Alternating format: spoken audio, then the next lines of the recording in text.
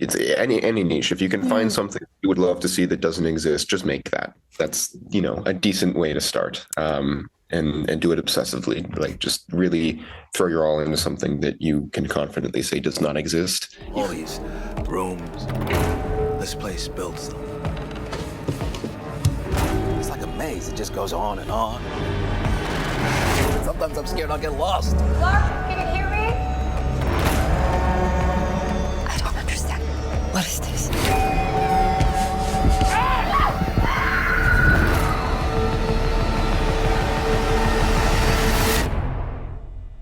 It's beautiful.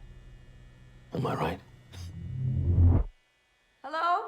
Kane Parsons is one of the youngest talked about directors right now. He's just 20 years old and he's behind the Backrooms, which is a viral horror concept that has millions of followers online. What started as a creepy YouTube series has now developed into a major film project. We also spoke about the rise of YouTubers moving into film and TV and how Kane took the leap from viral creator to feature film director. Hey, I'm Kane Parsons. I am a YouTuber and I make stuff on YouTube, and I also made a movie and I do all sorts of stuff, and I don't really know exactly what label best defines me, but I like making things. One of the things I just made was a film adaptation of this YouTube web series based on a 4chan copypasta that you guys probably know as the Backrooms. The film's broken records in the UK and Ireland box office for A24. How does that feel? It's done so well. The numbers are hard to track mentally. Like, it really is. It makes your head spin.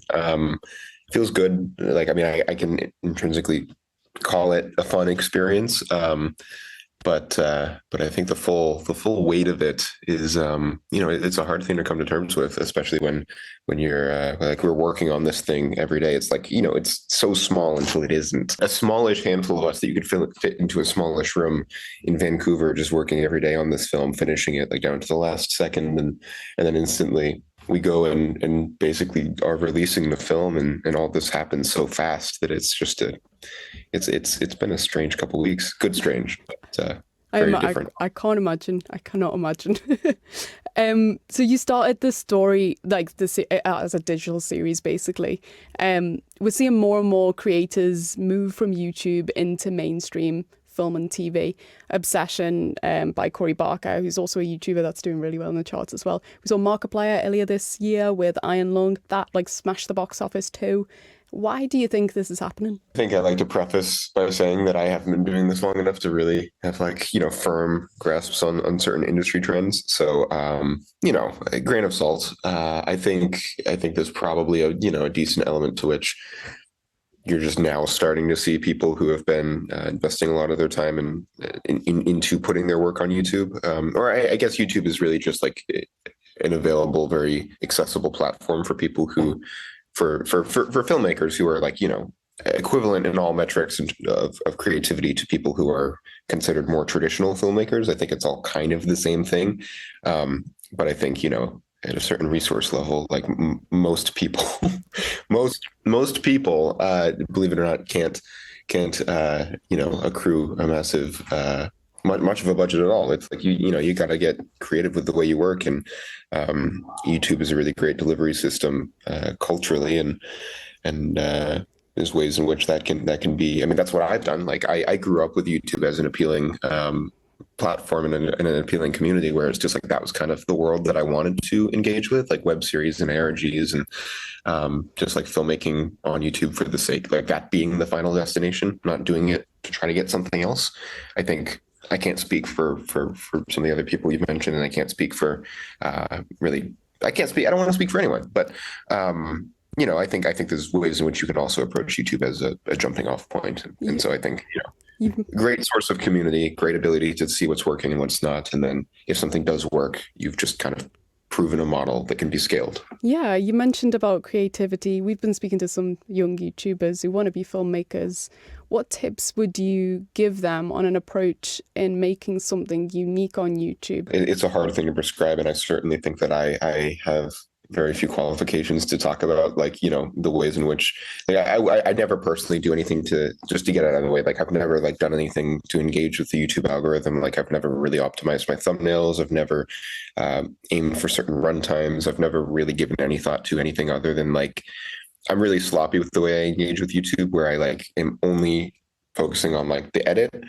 And then the moment I'm done, I post it on YouTube. And like, sometimes I'm so eager to post it, I don't even like go through, like, I don't add tags. I don't like, I add like description and stuff like after the fact. So it's like, I've never engaged with that side of things. And I think you can get by without doing that.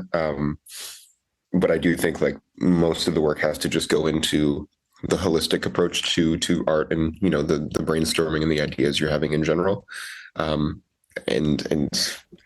again, no one size fits all. I think it's probably just a combination of identifying. I think it's largely just identifying. It's any niche. If you can find something you would love to see that doesn't exist, just make that. That's a decent way to start. And do it obsessively. Like, just really throw your all into something that you can confidently say does not exist, even if it's a version of something. Like, if you can take something that does exist and then find a way to subvert it in a meaningfully interesting way, like I guess you can start from a place of, if describing it somehow elicits some kind of, if you can argue that it is different than anything that exists out there, then at the very least you've made something new and unique, like you said. I don't know if you've seen this, on Threads at the moment. There's a post going around about your dad, and your dad messaged a Telltale Games alumni chat. Yeah, and he was like, my son is 15 and he really wants to get into filmmaking. Has anyone got any tips? Telltale Games, obviously really famous for the Walking Dead games and Wolf Among Us. Your dad's worked in gaming, hasn't he? How important has your dad been in your journey? I think it's hard to overstate how important one's parents are in their development as a person. But I think, like, my mom's a therapist, and my dad has been, like, going between programming and VFX work in the game industry. Just, it's a strange field and obviously a turbulent one. So there's been a number of projects and ventures he's been doing throughout my life. I would say, like, we don't like use any of the same software. I don't believe, for the most part. So there's never been like a direct overlap in what we do, but I'm sure, and like, he's, in games and film, and people obviously conflate the two just when you see VFX. But I think he's been really immensely helpful getting me out of all the times I've, like, completely destroyed one of my machines, like one of my laptops or something, or like gotten I need to like recover data off of like a corrupted hard drive or something. Like, he, I think just purely the tech aspect has been really helpful. And just, I think some of his creative sensibilities have certainly trickled down to me. So, I think he's been a very positive influence. Part of what makes the Backrooms really scary is that it's like strangely familiar. It's a liminal space. It's a space in between spaces. Why do you think people react so strongly to them? And why do you think people find it unsettling? And then other people don't. Some people react really a lot to it, and then some people don't find it that scary. I personally am in the camp where I don't find it scary at all. I don't think I've ever seen a liminal space image that elicits anything close to fear. For me personally, it's just more of the intrigue aspect of, I think it's just like this sort of familiarity dopamine rush you get when you see a photo that reminds you of, of something from childhood that you can't quite pin down, something that reminds you of a time when, it brings back certain, associated memories and feelings of like a freer, more unexplored world that doesn't, have necessarily a direct line of context to other memories. It's just like little blips of something from early on in life.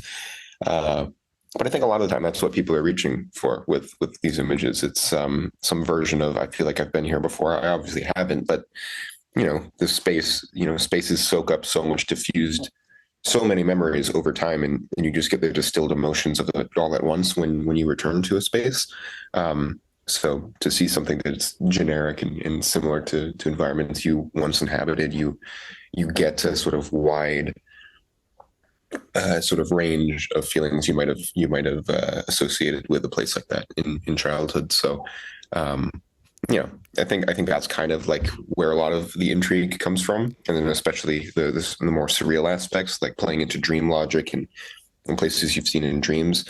I don't fully have my head around like why we like to see dream spaces realized, like why we like to see some of the more surreal renderings of like really flat lighting and abstract geometry mixed with like suburban sort of interior housing geometry. I haven't quite gotten my head around psychologically why that is so intriguing. I think for a lot of people, for me, it really, really is. There's like a specific architectural niche that I can't. It has to do with the lighting as well. I'm still trying to work it out. Would you like to return to this world again? And could there be more Backroom stories in the future as a sequel? There's rumors online about a sequel. Would you like to return to it again? Totally. I think that, I've always thought of this film as an episode in the series. So not even like the first one. Like this feels more like a sequel to me because I've been doing this for a handful of years. And so, yeah, like the broader project isn't done. This film is, fairly contained, I'd say, but the broader project from a holistic view is certainly ongoing.